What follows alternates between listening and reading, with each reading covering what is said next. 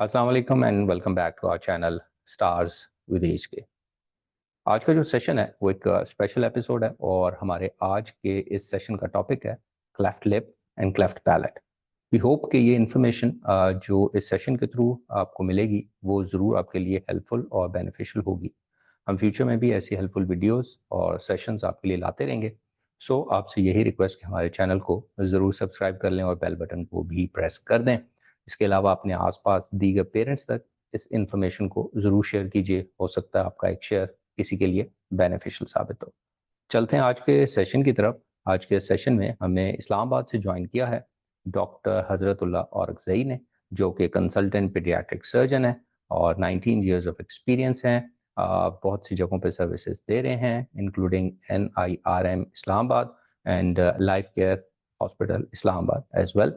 So thank you very much doctor साहब कि आपने इस सेशन के लिए टाइम निकाला, इस टॉपिक के लिए टाइम निकाला। So welcome to our channel. Thank you very much. Assalamu alaikum, Kamran साहब and dear audience and parents. आपका ये जो चैनल है इट्स अ वेरी एजुकेटिंग और इसमें एक डार्क में एक रे ऑफ होप है for the many patients and parents and I hope आपका ये जो अच्छा सिलसिला है ये चलता रहेगा and I am feeling privilege and honoured कि मैं इसका आज हिस्सा हूँ। राइट। सो डॉक्टर साहब thank you very much for the kind words. हम सबसे पहले टॉपिक पे जाने से पहले हम चाहेंगे कि हमने तो आपका बिल्कुल ब्रीफ सा तारुफ पेश किया है, तो हम चाहेंगे कि आप अपना थोड़ा सा इंट्रोडक्शन दे दें। बहुत से लोग आपको जानते होंगे, कुछ लोग नहीं भी जानते होंगे। उन नए लोगों के लिए आपकी education background and experience expertise, क्योंकि हमारा टॉपिक तो एक स्पेसिफिक पोर्शन पे है, तो मैं चाहूंगा कि थोड़ा आपका तारुफ हो जाए। कमरान साहब, मेरा नाम डॉक्टर ज़रतुल्लाह औरकज़ई है। You already told that. मैं ड्यूरिंग द ट्रेनिंग मेरी सिलेक्शन हुई थी इन IRM में वाई FPSC इन 2004। फिर मेरी ट्रेनिंग कंप्लीशन के बाद I joined it full time और I promoted to registrar, then junior consultant, consultant and head of department. Now I am working there as a senior consultant paediatric surgery in IRM। तो मैंने बाहर से भी courses किए हुए हैं। हम लोग जितने पाकिस्तान में एकेडमिक एक्टिविटीज़ है, हमारा एक प्लेटफॉर्म है all Pakistan paediatric surgery association, मैं उसका भी एक्टिव मेंबर हूँ। और हमारा जो लोकल चैप्टर है पीडियाट्रिक सर्जन का, उसमें भी हम गाहे बगाहे सारे जो प्रेजेंटेशंस हैं वो करते रहते हैं and try our best to promote our speciality on different fronts. Right. तो चलते हैं सर अपने टॉपिक की तरफ। तो हम सबसे पहले तो यही जानना चाहेंगे एज अ लेमैन के लिए कि cleft lip and cleft palette है क्या सर? ये एक पैदाइशी, जिसको हम कंजेनिटल कहते हैं, एक डिफेक्ट होता है। जैसे द वर्ड हेयर लिप और क्लिफ्ट लिप डिपेक्ट्स कि it's some sort of defect और लिप। तो हमारे लिप पे ये डिफेक्ट होता है, मेनली साइड पे होता है, दोनों साइड पे भी हो सकता है, या आइसोलेटेड क्लिफ्ट लिप भी हो सकता है।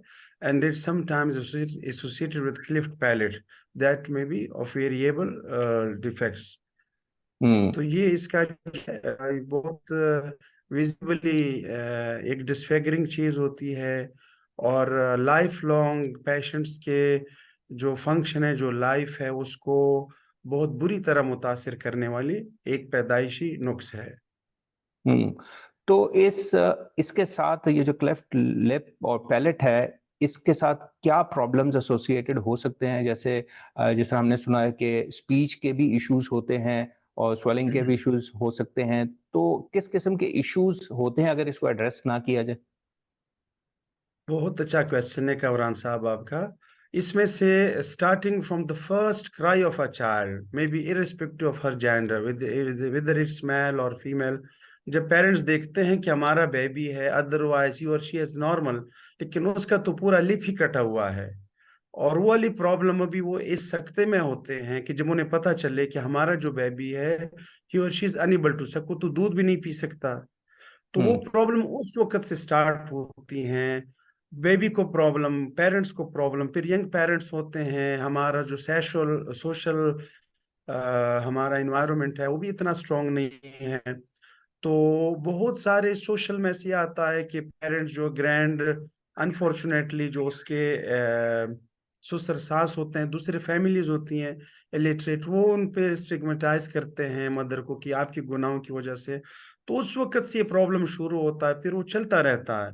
इसमें से एक बेबी वो उसको खाने पीने जो वो फीड नहीं कर सकता, तो how that baby will thrive later on. फिर इसकी ये फर्स्ट स्टेज के बाद उसके जो डेंटेशन है, इसकी टीथ प्रॉब्लम नहीं होती, ओरल हाइजीन पुअर होती है। और सबसे इम्पोर्टेंट ये है कि इन बच्चों में लाइफ लॉन्ग या जब तक सक्सेसफुल सर्जिकल प्रोसीजर्स न हुए हों बाय एक्सपर्ट्स, इनको चेस्ट इन्फेक्शन होती है। इसलिए कि इनके पैलेट में, इसके ओरल कैविटी माउथ में नेगेटिव प्रेशर होता नहीं है, तो ये अपने जो सलाइवा इसको स्टमक में नहीं डाल सकते, ये उसकी सकिंग पावर नहीं होती। और इसके साथ साथ फिर ये होता है कि हमारा जो यूस्ट्रिशियन ट्यूब है, जो हमारे ईयर से कनेक्टेड होते हैं, उनकी बहुत सारे इन्फेक्शन होते हैं। ये वाले ईयर के इन्फेक्शन इतने ज्यादा होते हैं कि इसके साथ पैरेलल डिफनेस होती है।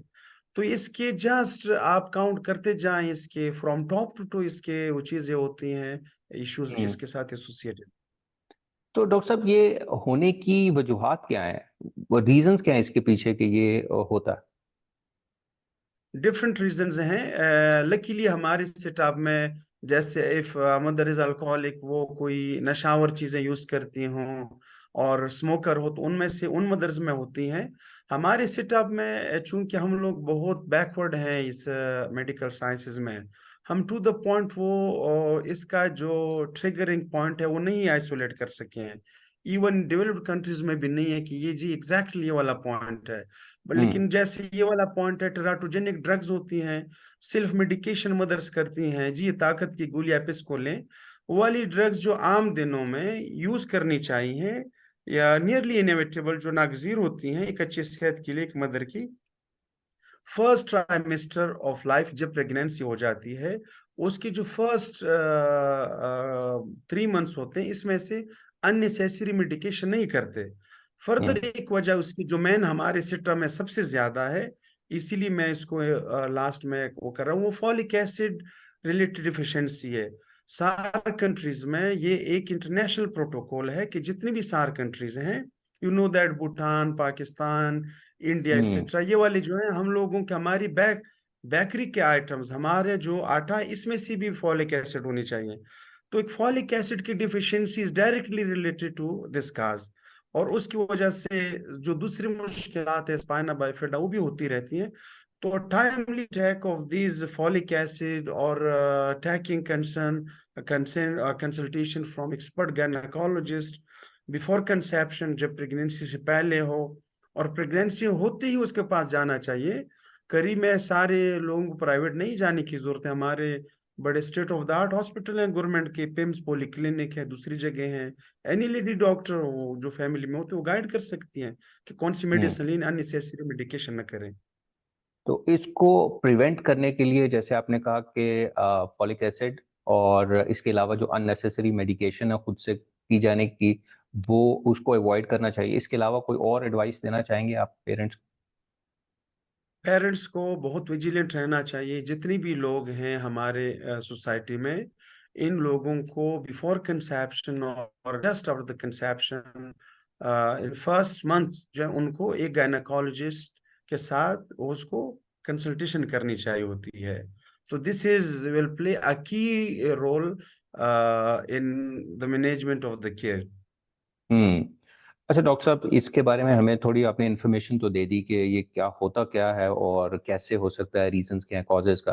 अगर हम इसकी ट्रीटमेंट पे आए तो इसकी ट्रीटमेंट है क्या?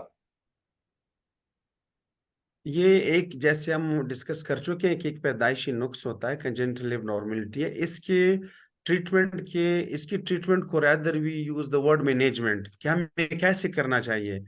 तो ट्रीटमेंट में ये है कि पहले बेबी को हमने उसके जो पेरेंट्स होते हैं उनको हमने as a doctor, as a health worker reassure कराना है कि ट्रीटेबल डिजीज है। इसके लिए थोड़ी सी डिवोशन और डेडिकेशन की जरूरत है।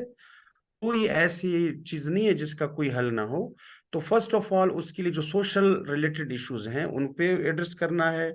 उसके बाद उसकी feed related affairs, cleft palate with lip और आइसोलेटेड क्लिफ्ट पैलेट हो, तो उससे बेहतर, चूंकि आप सर्जरी नहीं कर सकते, क्लिफ्ट लिप की सर्जरी 3 मंथ्स पे एडवाइजेबल होती है और क्लिफ्ट पैलेट की 9 मंथ्स पे। लेकिन क्लिफ्ट पैलेट की जो मैनेजमेंट है वो from the very first minute of life baby की स्टार्ट होती है। तो उस हवाले से हमें इसको वो देखना होता है कि उसको चेस्ट इन्फेक्शन ना हो, वो बेबी है फीड के लिए रोता रहेगा, वो ही और she will be unable to take feed. तो उसके लिए हवाले से फिर इसकी जो आम निपल है, हमें उसको sophisticated nipple that cost 800 rupees nowadays. तो इसके बजाय जो 50 रुपीज का निपल है, हमें उसके मैनेजमेंट उनको बतानी होती है कि कैसे आपने निपल लेके उसके शेविंग ब्लेड से, वो नया शेविंग ब्लेड लेके उसके ऊपर प्लस का निशान लगा के आपने उसको, ताकि उसके पैलेट को क्रॉस करे, वो कराना चाहिए होता है। कैसे आपने प्रॉप्ड अप पोजीशन में इसको कराना होता है कि इसकी प्रॉप्ड अप के सर ऊपर उठा हो, गोद में आप उसको देंगे, ताकि जो वो मिल्क है वो उसको उसके लंग्स में न चला जाए।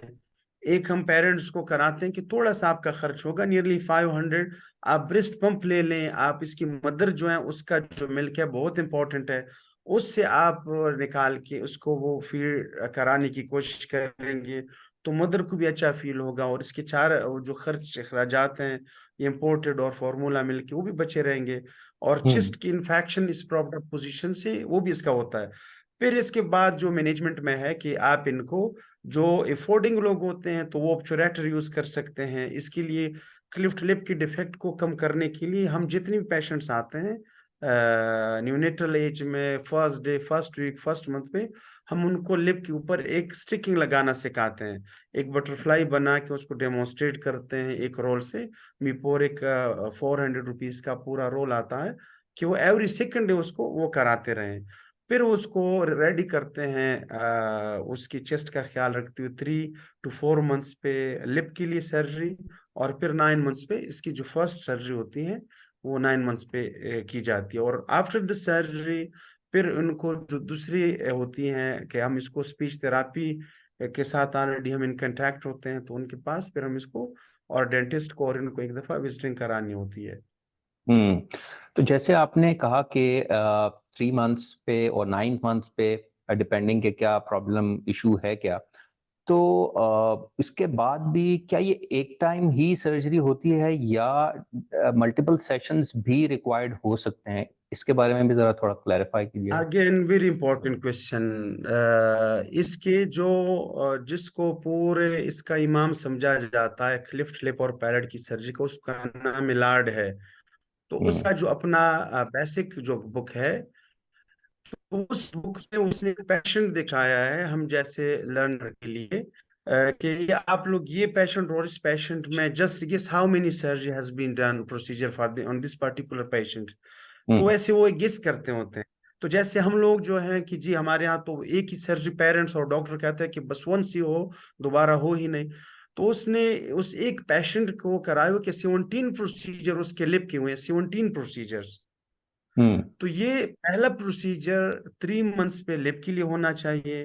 9 मंथ्स पे अगर वो सैंड्रोम्स उसके साथ एसोसिएटेड नहीं है, जैसे कुछ सैंड्रोम है, ऐसे 22 सैंड्रोम्स हैं जिसका क्लिफ्ट लिप पार्ट होता है, those patient you will be unable to operate on 9 month, but you have to wait for little bit later like 18 months और इवन 2 years ऑफ एज।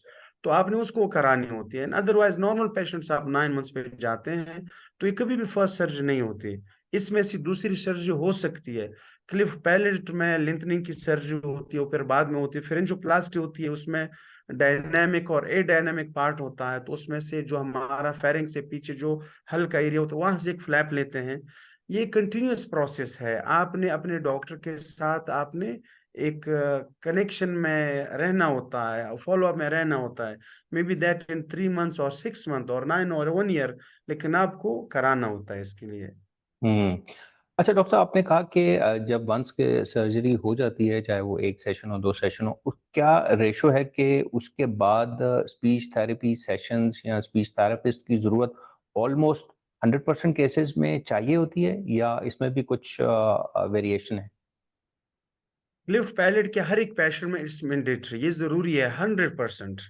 इनमें हम्म से वो ये स्पीच थेरापिस्ट, स्पीच पैथोलॉजिस्ट एक ऐसे useful हमारे हेल्थ वर्कर्स हैं कि ये हमें हमारी जहाँ पे सर्जरी होती है तो हमारे पास बताते हैं कि इसका पैलेट नहीं उठ रहा, तो हम वो कराते हो कि इसका एक स्लिंग होता है पैलेट में, तो वो स्लिंग इसका सर्जन नहीं बना पाया है, विदर इट्स डिसयूज, उसकी डिसयूज ट्रॉफी मसल्स इतने स्मॉल थे, या वो सर्जन को नजर नहीं आया, या उसमें कुछ ब्लीडिंग का इम्पैक्ट हुआ है, या सर्जन की एक्सपर्टीज का इशू था, या कोई ऐसी प्रॉब्लम हुई है जिसकी वजह से नहीं हो सका, तो वो कैंडिडेट होते हैं दोबारा सर्जरी के।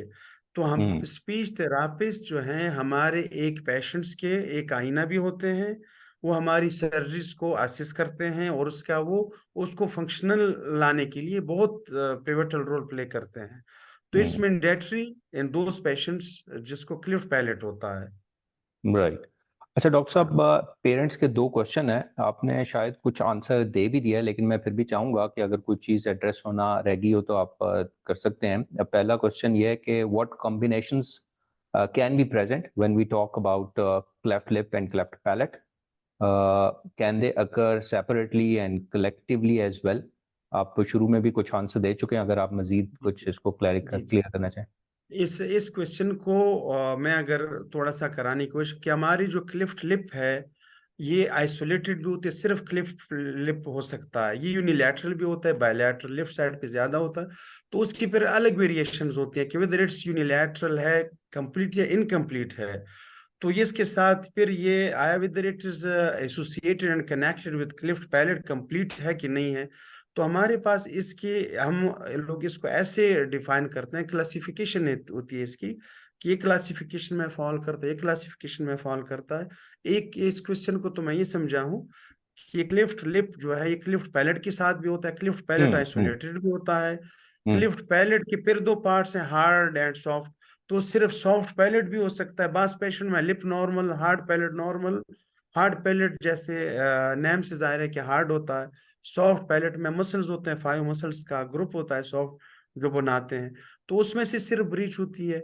या क्लिफ लिप पैलेट जो है हार्ड और सॉफ्ट पैलेट दोनों पे भी हो सकता है, उधर भी वो यूनिलैटरल बायलैटरल हो सकता है। तो इस तरह दूसरा ये है जो मैं इसको समझाऊं कि ये इसको जैसे मैंने अर्ज किया कि 22 और 32 सैंड्रोम्स जो हैं इसके साथ 32 सैंड्रोम्स हैं डिफरेंट, उनके साथ ये अटैच्ड होती है, ये उसके एक पार्ट होता है cleft lip and cleft palate. तो उन सैंड्रोम्स के साथ भी ये होता है, लेकिन इररिस्पेक्टिव के क्या पोजीशन है उसकी, क्या कौन सा टाइप है, किस क्लास में फॉल करता है, whether it is due to any associated with any syndrome or not, तो हमें हर सूरत में अर्लियर जो विजिट है टू हेल्थ वर्कर वो मैंडेटरी है। हेल्थ वर्कर में कोई भी सर्जन हो सकता है, paediatric surgeon, plastic surgeon, ENT surgeon, as well as ये जो पीडियाट्रिशियन स्लैश ये जो स्पीच थेरापिस्ट होते हैं, तो इनसे वो जनरल उनको कराते, एक तो उनको रीअश्योर करा देते हैं, पेरेंट्स को थोड़ा सा बूस्ट मिलता है, वो मोटिवेट हो जाते हैं उसके ट्रीटमेंट के लिए। फिर उस फिर उनके पास ऑप्शंस आ जाते हैं कौन कौन से डॉक्टर हैं, सेंटर है जहाँ से ये होता है। लकीली ये जो डिजीज है इस पे काफी सारा एरियाज जो वन ऑफ अ डिजीज है, लकीली कि इस पे बहुत ज्यादा काम हो रहा है, और स्माइल ट्रेन की टीम्स आती हैं हमारे अपने हॉस्पिटल में भी आती रहे, हमने भी उनके साथ ट्रेनिंग की है। बहुत ही एक्सपर्ट डॉक्टर्स हैं, विदाउट अ सिंगल पिनी, उसके कोई चार्जेस नहीं होते, लेकिन उनको एक्सेस के लिए ये मैंडेटरी है कि वो जो लोग हैं जो पेशेंट्स हैं वो कई किसी भी हॉस्पिटल में विजिट करते रहें, पिम्स में हमारे पास, पीडियाट्रिक निरम में, या किसी भी और जगह पे ये हॉली फैमिली है, आरजीएच है, ऐसे हॉस्पिटल में जाके ताकि उनको ये मालूमात होती रहें। राइट। अच्छा, आपने जो इसकी सर्जरी करने के लिए, वैसे तो इन्फॉर्मेशन लेने के लिए आपने डिफरेंट प्रोफेशनल्स का बताया कि उनसे पेरेंट्स कंसल्ट कर सकते हैं फॉर इन्फॉर्मेशन और गाइडेंस के लिए। जो इसकी सर्जरी है, ट्रीटमेंट है, वो बेसिकली पीडियाट्रिक सर्जन करेगा, right? Paediatric surgeon and plastic surgeon plastic surgeon हमारे होता है। पाकिस्तान में मेनली जो पीड्स प्लास्टिक सर्जन होते हैं वो ये करते हैं, और हम पीडियाट्रिक सर्जन जो है वो जैसे जहाँ पे भी होते हैं they operate on this children. बाज़ जगहों पे डेंटल सर्जन की जो टाइप्स हैं उसमें जो इनके सर्जिकल टाइप हैं वो भी करते होते हैं, लेकिन इस्लामाबाद में शायद कोई डेंटल सर्जन या ईएनटी सर्जन इसको नहीं करता होते, पिंडी में शायद ही कोई dental surgeon, ENT surgeon, plastic and paediatric surgeon, इसमें से जो भी जिसको भी हो, लेकिन earlier intervention, earlier management is the key of success in this complicated okay, cases. और आप ये प्रोसीजर्स निरम में भी कर रहे हैं और दीगर जो अपने प्राइवेट सेटअप्स हैं उनमें भी कर रहे हैं, राइट? जी जी जी, वहां पे हम लोग एनआईआरए में और स्लैश अपने जो हमारे सेटअप्स हैं दोनों जगहों पे करते होते हैं, जिसकी जो ऑप्शन है गवर्नमेंट हॉस्पिटल में थोड़ी सी ज्यादा वो रश की वजह से, उसकी वजह से वेट करना होता है सब्र से। हम्म बाज लोगों के पैनल्स होते हैं या वो चाहते हैं कि hmm state of the art anaesthesia की फैसिलिटी हो, पोस्ट ऑप में ज्यादा हो, लेकिन जहां से भी होंगे इंशाल्लाह वी ऑन दैट, और उसको हम उसको हर लिहाज से ऑन करते हैं। जहां से कहीं से और भी ऑपरेशन हो जाए एज अ सेकंड हम्म हमारे पास आते हैं, तो हमारे एनआईआरए में बहुत डेडिकेटेड एक स्पीच थेरापी का डिपार्टमेंट है, वो हमारे साथ आते रहते हैं। हमने यहाँ पे इंटरनेशनल वर्कशॉप्स की हुई हैं निर में, cleft lip hmm and cleft palate की। स्टिल जो आई क्लाप है इस्लामाबाद का एक सेंटर है, उसके साथ हम कंटेक्ट में उनके फ्री ऑपरेट करते होते हैं, और हम्म वो पेशेंट को भिजवाते रहते हैं। उनके साथ हमारी बातचीत चल रही है कि उनको परमानेंट बुनियादों पे हम एनआईआरए में उसको इनवाइट करें और उसको ये लोगों को फैसिलिटेट करें। राइट, हम इस वीडियो रिकॉर्डिंग की डिस्क्रिप्शन में भी निरम का भी एड्रेस, कॉन्टेक्ट इन्फॉर्मेशन प्रोवाइड कर देंगे और लाइफ केयर हॉस्पिटल वगैरह की इंफॉर्मेशन भी दे देंगे। अगर किसी को राब्ता करना हो वो वहाँ से कर सकता है। सो डॉक्टर यस, साहब, इसी के साथ we are at the end of our session, today's session ji. Thank you very much doctor साहब। मैं दोबारा आपका शुक्रिया अदा करना चाहूँगा कि आई होप कि ये इन्फॉर्मेशन जो आपसे हमें मिली है इस पर्टिकुलर टॉपिक पे, ये ज़रूर पेरेंट्स के लिए हेल्पफुल होगी, इंफॉर्मेशनल होगी। So thank you very much once again. my pleasure, Kamran Saab, and so nice of you to provide me an opportunity to talk to the parents and the patients सारे जिनसे हमसे वो हुआ है। इस तरह की जो कोशिशें हैं, जो एफर्ट्स हैं जो आप कर रहे हैं, इंशाल्लाह ये बहुत एक रोशन चेहरा हमारी कौम का, हमारी सोसाइटी का है, एंड बैडली नीडेड एफर्ट्स। अल्लाह आपको भी अजर दे, और ये सारा आपका ये जो कोशिशें हैं ये कबूल भी हों, और इसके लिए इंशाल्लाह मेरी ये दुआ भी है। And thank you very much again. Okay जी, thank you very much for the kind words once again जी। और इंशाल्लाह आप सब लोगों का भी शुक्रिया। इंशाल्लाह हम नेक्स्ट सेशन में एक नए टॉपिक के साथ डॉक्टर साहब को दोबारा ज़हमत देंगे इंशाल्लाह, और कुछ हमारे टॉपिक्स हमारे जहन में हैं। इंशाल्लाह हम डॉक्टर साहब को एंगेज करने की कोशिश करेंगे further as well. So thank you very much जी। और डॉक्टर साहब आपका भी, और नाज़रीन आपका भी। इंशाल्लाह नेक्स्ट सेशन में मिलते हैं आपके साथ। टेक केयर एंड अल्लाह हाफिज़।